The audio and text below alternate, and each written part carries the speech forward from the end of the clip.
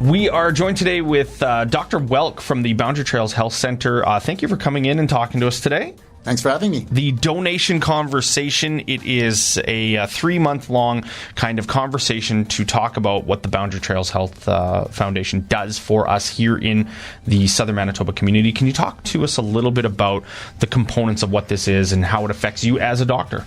So my position is a regional one, and they have nothing to do with my specific position, but it has lots to do with the work that I do all the time. The foundation manages to fund a number of bricks and mortar type things. So they've added to the ambience of the rooms. They've been able to provide cots and iPads and those kinds of things. But those things alone aren't enough to make a program function. And our foundation is very different than many in that it has actually provided nursing time on the wards dedicated to palliative care. These nurses, they help patients struggling through end-of-life issues, but they also help people who are earlier on in that trajectory and getting close to the end of life. Sometimes people think of palliative care as just the last few days, but this is actually, palliative care is actually about helping people live better, about maximizing their quality, and these nurses can help along with that process in a busy hospital ward where they can focus on palliative issues, things that are important to people at the time. But they do more than that. They work along with the doctors who provide care.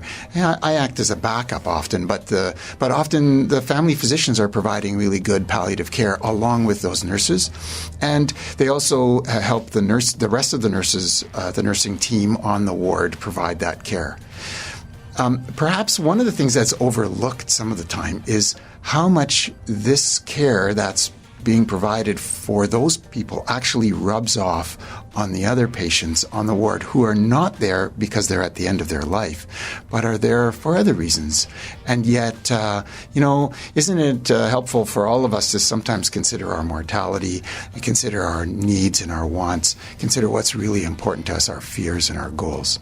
For you as a doctor, you get to see this every day being at the hospital. How does it affect your job personally?